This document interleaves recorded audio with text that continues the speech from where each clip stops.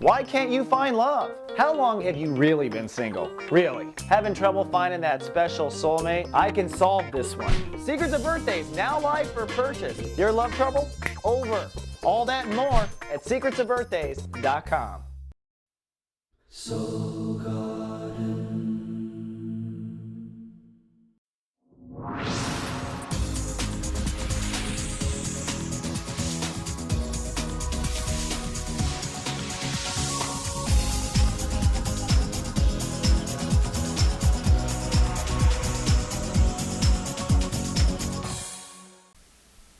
Hello, your Royal Majesty, and welcome back to Soul Horoscopes Weekly Edition. I'm your host to the universe, Christopher Witecki.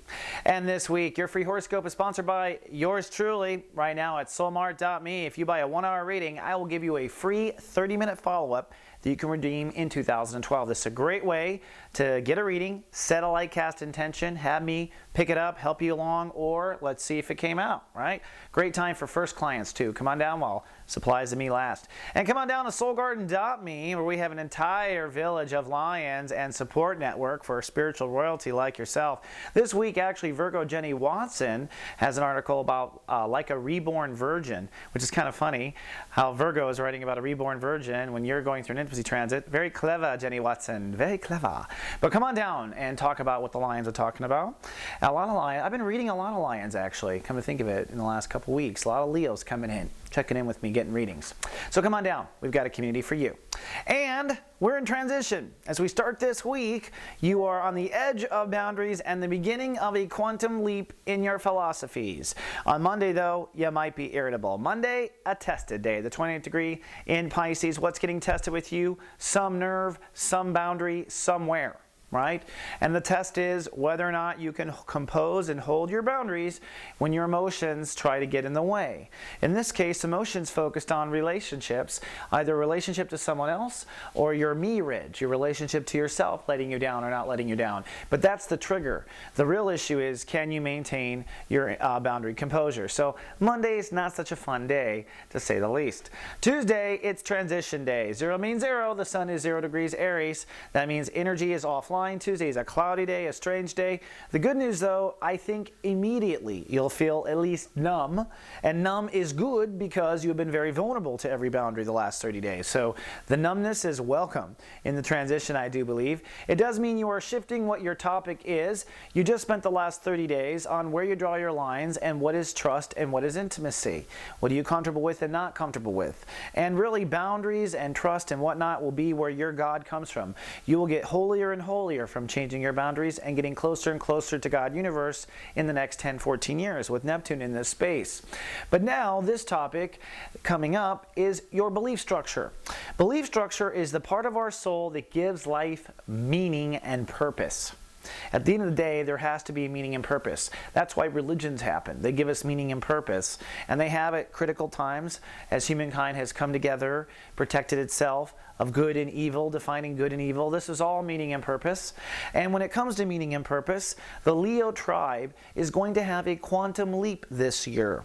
In other words, you're probably going to leave one religion and adopt a new one. Okay, an entire new way of believing, an entire new scripture, if you will. And this week is kind of the countdown to that reality. So on Tuesday, you're feeling the transition. The moon is in Pisces, so your emotions are doing a follow-through to trust and intimacy. So your emotions might feel a little sensitive still, but I think overall you're numb because your capital awareness is moving to intellectual pursuits and detaching from the realities you just spent. Now remember, if you need a little help, we have office hours in the mothership, at the mothership on Tuesdays and Thursdays. That's free on-camera advice from our SoulMart practitioners. Great way to test out a practitioner or what that's like before putting down the money. We have a lot of newbies, a lot of sprouts in the garden, so we understand and we provide these little moments, and it's a great way to get to know our people. I'm usually in the chat rooms cracking jokes and being a smartass, so come on down. Then on Wednesday, things click into gear.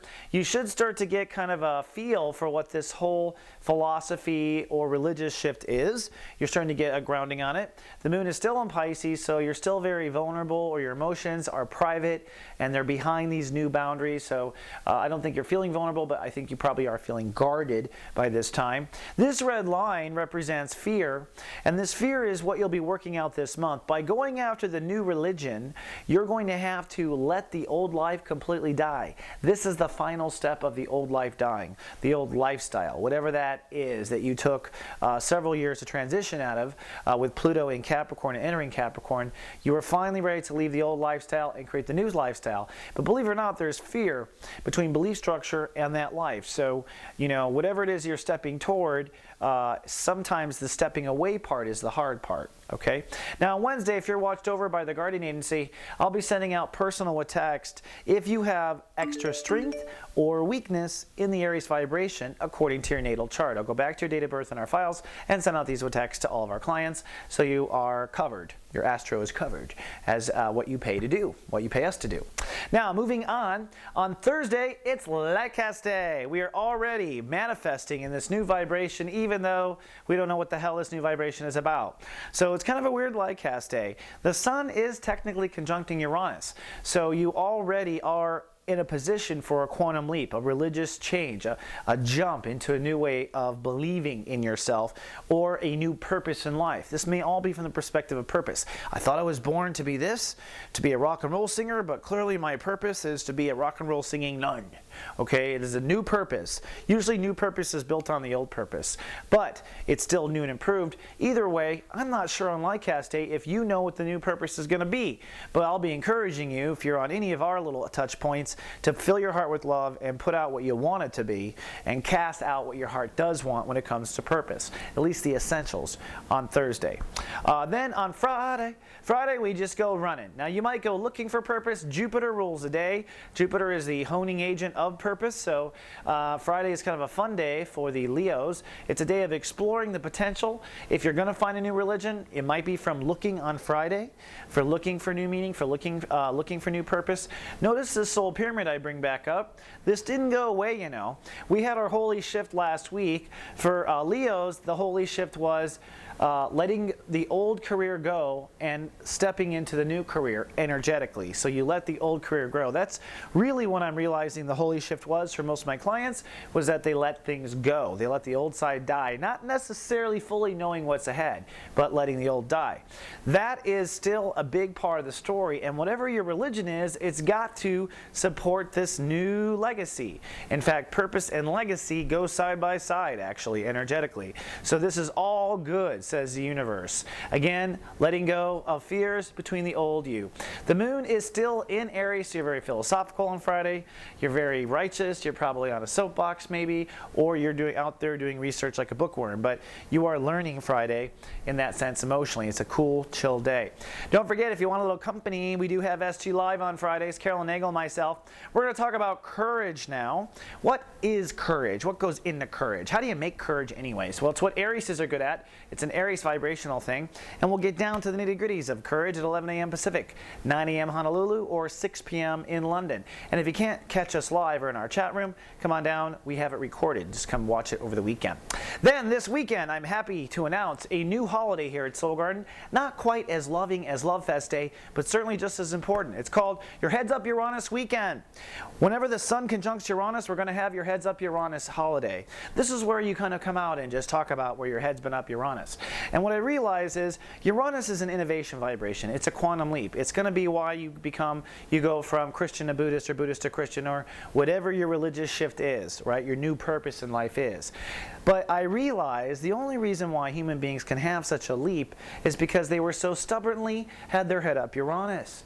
If you weren't so insistent on it being one way, Uranus wouldn't have to show up and slap us into a quantum leap. So really, it's that we've had our head up the wrong religion, not so much that we're about about to discover the right.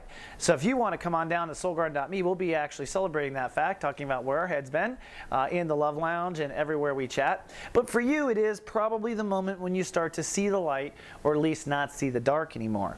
Interestingly enough, on Sunday, the moon moves out of this nuclear spot and over Taurus. So just after your quantum leap in religion, emotions follow through with feeling the new career, feeling the new legacy, following through with the other quantum or holy shift that happened last week. So a lot of good stuff for Leos, especially for where their legacy is and why they're alive anyways. All right.